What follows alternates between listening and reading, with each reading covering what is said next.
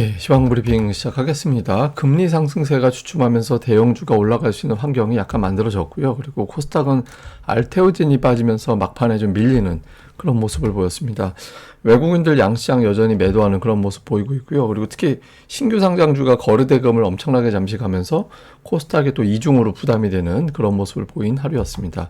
우선 뭐 미국의 금리가 어떤 이유가 됐든 좀 내려가고 있잖아요. 금리가 빠지면 증시 자체의 어떤 수급은 조금 좋아지는 그런 특성이 있긴 하거든요. 물론 이제 안전자산 선호 때문에 빠지는 건 안 좋은 건데, 오늘 같은 경우는 이제 안전자산 선호는 후반부에 풀렸기 때문에 어쨌든 금리가 피크보다는 내려갔다. 그러니까 적어도 시장이 크게 빠지지는 않을 것 같다. 이런 분위기를 만들어줬고요. 그리고 러시아 핵무기 관련된 위협이 보도가 된 게 있었는데, 일단 미국에서는 특별하게 반응하지는 않았다고 알려져 있죠. 그냥 겁만 주는 것 같다. 이렇게 보도가 됐는데, 다만 우리 증시 후반부에 지수가 좀 밀리는 그런 모습이 나왔었잖아요. 그러니까 지수가 후반부에 밀렸던 건 키이우 주재 미국 대사관이 폐쇄가 됐는데 러시아가 공습할 가능성이 있다. 이게 막판에 그냥 속보로 내용 없이 전해져가지고 투자자들에게는 조금 걱정스러운 약간 뭔가 하는 내용이 나왔는데 이게 구체적으로 내용이 없었어요. 그러니까 미 대사관 홈페이지에 이런 게 이제 게재가 됐다 하더라 정도라서 어쨌든 미국 이 뉴스 나오고 직후에 미국 선물 별로 안 움직였고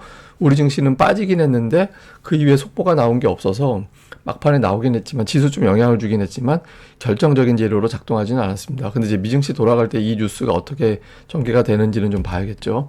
그 다음에 이제 엔비디아 문제가 있었는데 엔비디아가 어쨌든 되게 많이 올랐고 뭐 주요 증권사들도 목표 주가를 뭐 160달러에서 거의 190달러까지 제시하는 그런 모습을 보여줬잖아요. 그리고 이제 엔비디아 쪽에서는 이제 블랙웰의 과열 문제가 과장됐다. 이런 내용들이 이제 보도가 됐고. 근데 어쨌든 실적 발표하고 나면 거기에 대한 해석을 여러 가지를 할 거고, 특히, 걸려있는 옵션 거래를 볼 때 변동성이 3천억 달러 정도 시가총액 기준으로, 그러니까 보통 한 8, 9% 정도? 그 정도의 어떤 변동성이 나올 것 같다라고 시장에서는 보고 있거든요. 그래서 엔비디아의 어떤 큰 변동성을 보고 나서 판단하는 게 맞지 않을까? 이런 투자자들이 많다 보니까 뭐 지수 변동폭도 그렇고 뭐 종목들이 그렇게 크게 올라가거나 뭐 그렇다고 터무니없이 빠지거나 그렇지 않고 좀 조심스럽게 진행이 되는 그런 모습을 보였습니다. 그리고 뉴스는 삼성전자 자사주 매입이 시작이 됐는데 주가는 이제 못 올라갔죠. 근데 이제 주목해 볼 만한 게 이게 이제 담보 대출 받았잖아요. 삼성 오너가에서 담보 대출 받았는데 최근에 추가로 삼성전자 주식을 담보로 제공을 했다라는 거예요. 그러니까 주가가 빠지니까 담보 가치가 떨어지고 담보 가치 떨어지니까 그만큼 이제 뭔가 채워야 되는 거죠. 그래서 시장에서는 이것 때문에 자사주 매입하는 것도 있는 것 같다. 뭐 이렇게 이제 상상을 하고 있죠. 근데 어쨌든 그게 되려면 뭐 증권가라든가 이런 데 외신이라든가 이런 걸 보면 53,000원을 좀 중요하게 보더라고요. 그래서 그 위 주가는 유지가 되지 않을까 뭐 이렇게 보는 것 같습니다. 그래서 어쨌든 뭐 이런 내용들 이후에 이제 첫 번째 자사주 매입에는 주가가 좀 부진한 모습을 보였는데 뭐 이후에 또 주가가 또 어떻게 되는지는 그 다음에 나오는 재료를 봐야겠죠. 그 다음에 이제 또 하나는 금투세 폐지에 이어서 상법 개정까지 추진할 것이다라는 보도가 나왔거든요. 그래서 이건 뭐 그 기업들은 좀 불편해하고 투자자들은 워낙 이렇게 좀 갈려있는 재료인데 어쨌든 이게 수면 위로 올라오게 되는지 이 점을 좀 봐야 될 것 같고 그 다음에 뭐 시장이 워낙 많이 빠져서 지금은 좀 낙폭 과대다. 뭐 주요 어떤 신한증권 이제 차트입니다. 저 차트는 이제 신한증권에서 나온 차트인데 이걸 출처로 놓고 본다라면 좀 낙폭이 워낙 커서 지금은 어지간하면 좀 반등하기 쉽다. 네, 이렇게 보는 시각도 있는 것 같습니다. 그래서 어쨌든 전체적으로는 시장이 많이 빠졌고 재료들도 있고 이렇게 괜찮은데 다만 앞서 말씀드린 대로 뭐 지금 러시아 전쟁 문제라든가 엔비디아 실적이라든가 이런 것들이 걸려 있다 보니까 투자자들이 쉽게 이제 움직이진 않는 그런 모습을 보였던 것 같습니다. 그리고 이제 코스닥이 오늘 코스피는 괜찮은데 코스닥은 발목이 잡혔잖아요. 근데 이유를 좀 보면 신용은 줄어들었어요. 그러니까 신용은 제법 줄었거든요. 근데 문제는 예탁금이 많이 빠져요. 지금 고객 예탁금이 50조 원이 깨졌거든요. 그러니까 뭐 50조 원 깨지고 하면서 예탁금이 계속 오히려 감소하고 있는, 이게 혹시 뭐 미국으로 자금이 가는지는 알 수는 없는데 예탁금이 줄다 보니까 어떤 현상이 일어나냐면 어떤 특정 종목이 올라가면 그 종목을 추격하는 매수세가 그 돈을 갖다가 넣는 게 아니라 다른 걸 팔아서 들어가게 되니까 이제 좀 수급 쏠림이 심하게 되는 그런 현상이 나오게 되는 거죠. 오늘 같은 경우 이제 위치가 신규 상장하면서 거래대금이 1조 8천억 원이 나왔는데 이거 코스닥 전체 거래대금의 장중 기준으로 4분의 1이었거든요. 그러니까 거래대금의 4분의 1을 한 종목이 다 잡아먹어 버리니까 이렇게 되면 아무래도 수급 쏠림 현상 때문에 종목들이 어려워지는 그런 현상이 나오게 되죠. 그래서 이거는 사실 저런 게서 신규 상장에 대한 제도를 좀 고쳐야 된다라고 보거든요. 그러니까 신규 상장은 들어오는 건 자연스럽게 봐야 되는데, 근데 너무 부풀려요. 예, 기업의 가치를 막 엄청난 대박주가 들어오는 것 같이 해서 뭐 따따블 뭐 이런 표현하고 하니까 지금 더본 코리아 어떻게 됐는지 주가 한번 보세요. 그 이후에 계속 흘러내렸잖아요. 예, 그런 형태로 첫날 매수한 사람들은 대부분 물리게 되는 현상이 나오게 되고, 또 보시면 키움증권이 순매수일인데 나머지 4개 합친 것보다 키움 하나가 더 많잖아요.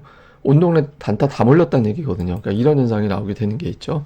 그리고 오늘 또 하나는 알테오젠이 주가가 많이 빠졌거든요. 그러니까 이게 제가 알테오젠 올라갈 때도 이게 주가가 올라가는 건 좋은데 시가총액 비중이 너무 커져버리면 나중에 시장에 좀 영향을 줄 수 있어서 그런 것들이 좀 걱정이 된다. 다른 종목이 같이 올라가서 시가총액 비중을 좀 희석시켜줘야 된다고 여러 번 말씀드렸잖아요. 근데 지금 밀려버려요. 이게 특별하게 무슨 악재가 있다라기보다는 뭐 갖다 붙이면 악재가 있겠죠. 근데 지금은 수급 쏠림.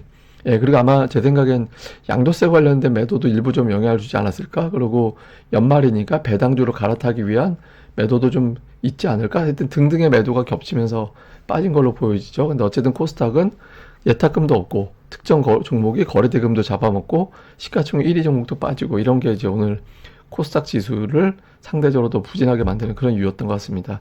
특징들은 뭐 삼성전자 오늘 빠졌고 제가 이제 어제죠, 어제.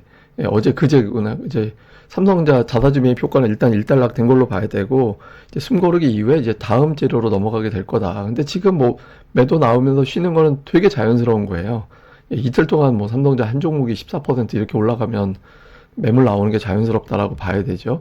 근데 어쨌든 삼성전자는 빠지는데 나머지 종목들은 제법 올랐잖아요. 근데 이거는 제가 보기에는 옵션이나 선물 뭐 이런 쪽에 의한 어떤 선물 시속 게임도 좀 있는 것 같아요. 그러니까 삼성전자 다른 대형주가 다 올라가 버리면 지수 상승폭을 제한해야 되니까 그러면 삼성전자로 찍어 누른다든가 뭐 이런 현상이 나오게 되는 거죠. 그러니까 일정 차익 실현 그리고 시속 게임 이런 것들에 의해서 삼성전자가 눌린 측면도 있지 않나 이렇게 보고 있습니다.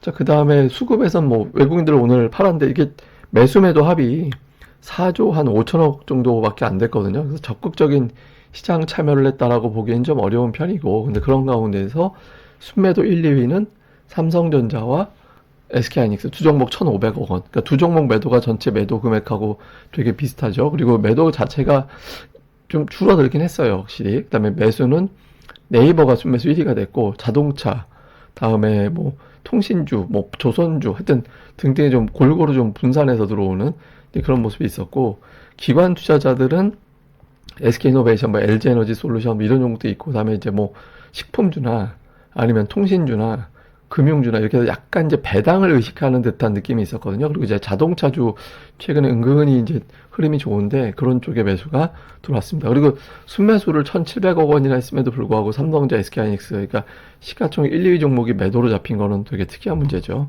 그다음에 코스닥 쪽에서는 오늘 외국인들 순매도가 558억 원인데 알테오젠이 400억이었거든요.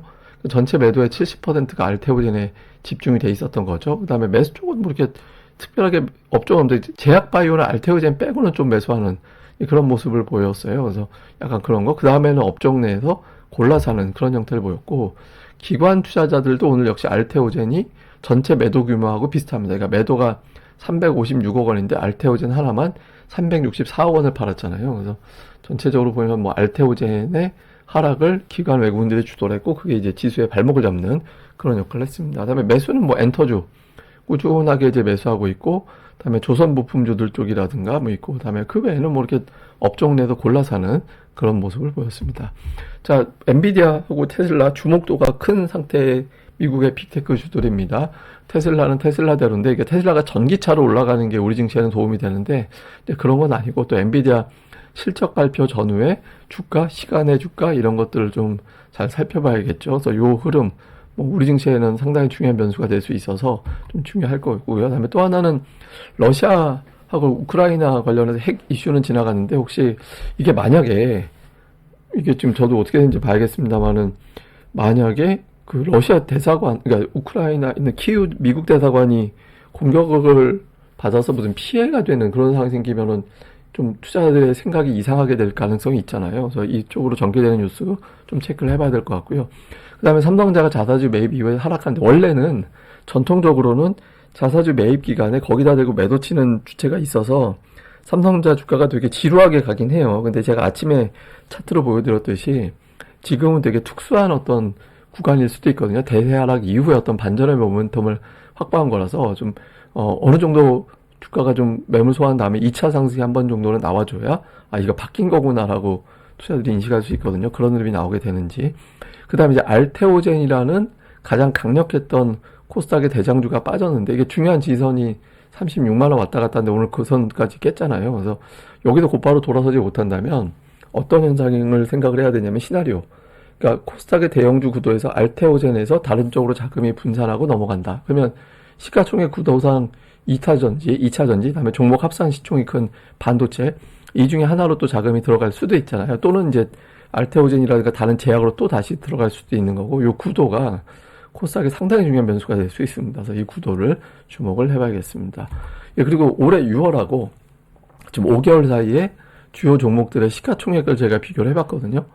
삼성전자가 무려 150조 원이 넘게, 그러니까 그 정도 빠졌죠. 그 정도 시가총액이 줄어들었고, 하이닉스도 만만치 않아요. 그러니까 삼성전자, SK하이닉스에서만 시총이 200조가 빠졌어요.